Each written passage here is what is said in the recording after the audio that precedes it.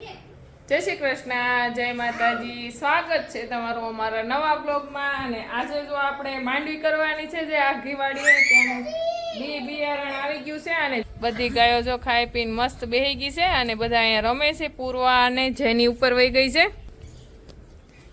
ને જેની છે અને દાદા જ આવી ગયા. અને બિયારણ આપણે 4 નંબરનું જુનાગઢથી મગાવ્યું હતું, તો બિયારણ પણ આવી ગયું છે મગફળીનું. આજ સવારે તો એટલું વાદળછાયું વાતાવરણ હતું અને એટલો અંધાર હતો, તેમ થતું હતું કે આજ તો હાંસ થાય જાય, વરસાદ આવી જાય. એટલી ગરમી અને ઉકળાટ થતો હતો. અને બધી ગાયોનું કામ થઈ ગયું છે. અને બધી જો આજ સારોલું ઓછું ખાધું છે, મગફળીનો પાલો નાખ્યો હતો.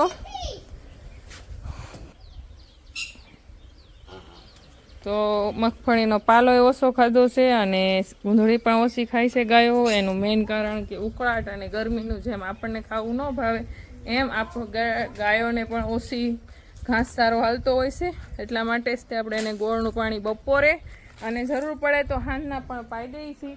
ને આ ટબુડી જો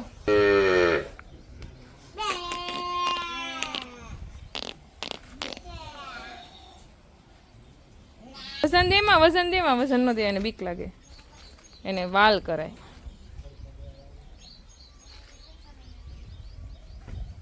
કેવું છે આટા બુડી ઉપર હામું જોવે છે શિવાની, આપણી હામું જોવે છે. શિવાનીને તડકો આવી ગયો છે, એને સાંયે લેવાની છે. અઠવાડિયામાં તો એક લાઈનમાં ગાયું બાંધી એટલે એક લાઈનમાં બેસી જાય. પણ આ જગ્યાએ તો જેમ કેમ છૂટી ગાયો રહેતી હોય અને જ્યાં એને ગમે એમ બેહે, તો એ રીતના જો કંકુ અહીંયા બેસી ગઈ છે. રવેતીને બેહું બહુ ગમે નહીં. બાકી જપસ્વી, હોનું, સુરભી, બગલી બધા બેસી ગયા છે. અને સામે વળી વળી ખેલવાનું ઓલા બેંગડી ઉતાર લેતા આ ન્યાલી પડી જાવ, એઠી ઉતરો. હાલો અમે વળી જો હોનો ઊભી થઈ ગઈ. આપણો 2 જ વાર વરસાદ આવ્યો, ત્યાં આપણા ગુંદે જેટલા ગુંદા હતા એ બધાય પાકી ગયા છે. આ વખતે તો આપણે હામો ગુંદો હતો છતાંય ત્યાં આથણા વગરના રહ્યા છીએ. હવે જોઈ છીએ જો આજે 2 દિવસ આજે તડકો પડ્યો છે. 2 દિવસ તડકો પડે તો કોઈક નાના નાના જે પાછળ આવેલા ગુંદા હોય એનું કરશું. એનું કરવું વિચાર કરવો પડે, કારણ કે જેટલા કાસા નથી એટલા તો પાકી ગયેલા વધારે છે. અને હવારમાં જે ગુંદાની ઉપરલી હાખ ગુંદા પડે નીચે, એ ગુંદા જે ગળા હોય એવું એમ લાગે એવું તો કેરી ગળીનો એટલા ગુંદા ગળા હોય. અને એનાથી એમ કહેવાય છે જોઈન્ટના દુખાવામાં પણ રાહત થાય.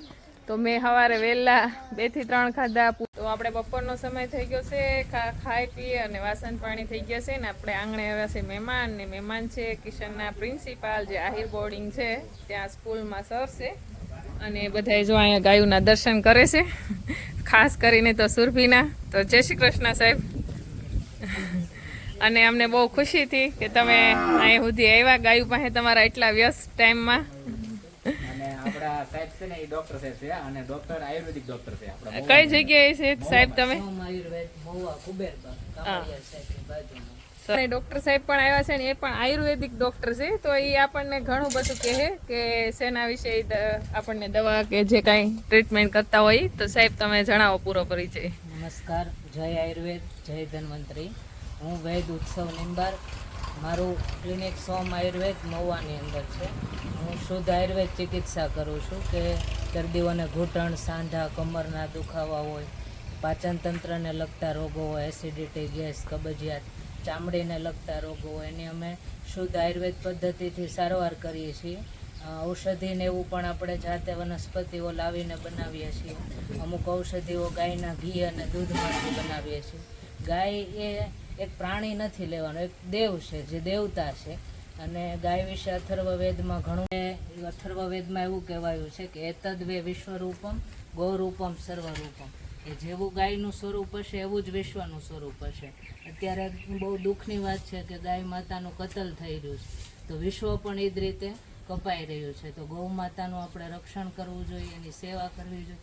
એકલું દૂધ ઘી ખાવું એ જ ગાયનું નથી, એની સેવા કરવી, એનું છાણ, ગૌમૂત્રનો વિવિધ ઉપયોગ કરવો. પછી તમે માણસની દવામાં કેવી રીતના ગાયના દૂધનો કેવી રીતના તમે એને કહેતા હો? જે ગાયનું ઘી હોય છે તો એના ઔષધિઓ નાખી અને સિદ્ધ કરતા હોય, જેમ કે શતાવરી હોય, અશ્વગંધા હોય, બ્રાહ્મી હોય, એવા બધા ઔષધ સિદ્ધ ઘી બનાવતા હોય. ગૌમૂત્ર હોય તો તો ચામડીના રોગ હોય એને ગૌમૂત્ર લગાડવા માટે પીવા માટે આપતા હોય. તો પંચગવ્યનો ઉપયોગ કરતા હોઈએ છીએ. હા હા અત્યારે માણસ આપણે જે કેમિકલ્સ દવા ઘણી બધી મેડિસિન આવે છે કે મેડિકલમાં એની દવા લેતા હોય થોડોક સમય સુધી આપણને સારું રહેતું હોય છે પણ ફરી પાછું હતું એને થઈ જાય છે પણ ગાયો હારે જેમ જેમ આપણે આગળ રહીએ એમ ખબર પડે કે આ ખાલી દૂધ ઘી જ નથી આપતી અને એને તો એક ઔષધિનો ભંડાર છે. ગાય જ્યારે જંગલની અંદર ચરવા જતી હોય છે, ધારો કે ઘરમાં કોઈ પરિવારનો સભ્ય બીમાર હોય તો ગાય જંગલમાં જઈને એવી જ વનસ્પતિઓ ખાઈને આવે કે એના ઘરના જે સભ્ય હોય એને એ ઔષધિ ખાઈને આવે,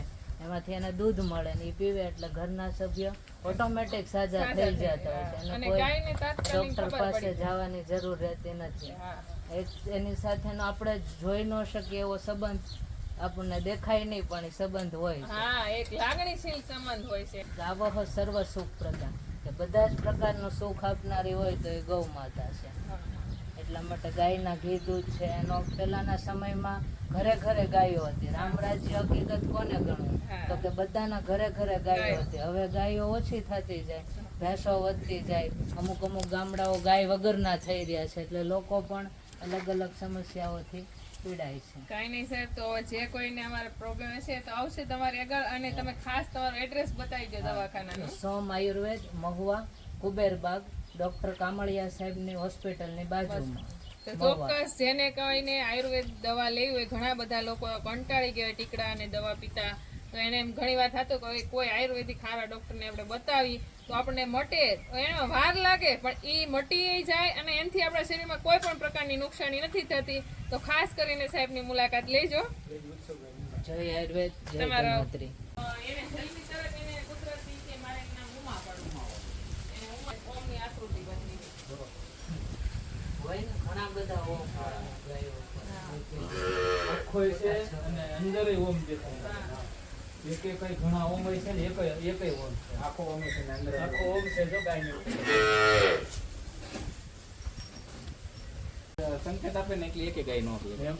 આને એક્સિડન્ટ થવાનો હતો અને અમે બે દૂધ ભરવાના ભર્યા તો એક નાખી જાય. તો આપણે બપોરના જમીન કચરા પોતા કરી રહ્યા ત્યાં મહેમાન આવ્યા હતા અને મહેમાન હતા કિશનના પ્રિન્સિપાલ અને હેડમાસ્ટર કહેવાય. અહીંયા તો આહિર બોર્ડિંગની સ્કૂલ છે ત્યાં અને બધી ગાયો બેઠી છે. બધી ગાયોની મુલાકાત લઈ લીધી છે અને કરણભાઈને કીધું છે કે મહેનત કરતા રહ્યો. તો કરણભાઈને હવે 11મું પછી શરૂ થાય. અત્યારે તો વેકેશન છે તો મહેમાન એ કે શુભમભાઈને કીધું તૈયારી કરજો કાંઈક હો. તો હવે 4 તો વાગી ગયા છે. 4 વાગ્યા ને તો આપણે 4 વાગ્યાનું નહીં પણ 4:30 કામ લેવાનું છે એટલે અડધી કલાક હાથમાં રહી છે તો થોડીક આરામ કરી લઈ પછી આપણે ગાયોનું મિલ્કિંગ શરૂ થઈ જાય. ત્યાં સુધીમાં તો બા માને તે થોડીક મજા બગડી છે. હા આપણે છે ને અત્યારે હાંજનો સમય થઈ ગયો છે. બધી ગાયું ને મિલ્કિંગ ને બધું થઈ ગયું છે ને અત્યારે આપણે જે ગલ્લું નાનું હતું ને આપણે ગલુડિયું એને દવા આપવાની હતી કેલ્શિયમની ગોળીઓ. તે હજી તો એને મેં આપણા સાયલ્યમાં મૂક્યું અને હજી તો આમ ઊભો છો ને તો કેલ્શિયમની ટીકડી ખાઈ ગઈ. મને તો વિચાર આવતો હતો કે આને કેમ ખવડાવ્યું એવડી મોટી ટીકડી. ત્યાં તો નહીં હું તો આ દસ્તો ને એવું લાવ્યો હતો. કઈ જો દસ્તો આ દસ્તો લાવ્યો હતો. મેં કીધું આમાં ખાંડી નાખું ને પછી જોઈએ જેનિશા દૂધ લેવા કીધું દૂધ ની હારે પાઈ દઈ. હવે ઇન્જેક્શન અત્યારે દેવાનું છે કે કોને આને હરીસે નથી દેવાનું. આને ખાલી કેલ્શિયમ ટીકડી જ આપવાની છે, બીજું કાંઈ? કાંઈ નહીં. ગાયનું દૂધ ભાગશાળી કરી ભાગમાં પણ વાંધો નથી આવતો. હવે એને એમ જીવ આવી ગયો ઘણો ઘણો ને એટલે ઘડીકમાં ઊભો ન થતો. ને આ શું એના શરીર ઉપર થયેલું છે? બસ એના લીધે જ એ ઓલો થયેલો છે. એક તો પગ વહી ગયા ને ઇન્ફેક્શન લાગી ગયેલું છે સાંભળી ઉપર. જો ને સાંભળી 2 વખત નવરાવ્યા છે તો ઘણું સારું થયું. સારું થઈ જાય વાંધો નહીં. મને એમ હતું ટીકડી આને કેમ ખવડાવી એટલે એને ભાંગવી દોહે ને રોટલી નાખવી દોહે કે દૂધમાં નાખવું. હું દૂધ એટલે જ મેં કે ટીકડીનો પાવડર કરી નાખું ને પછી દૂધમાં આપું.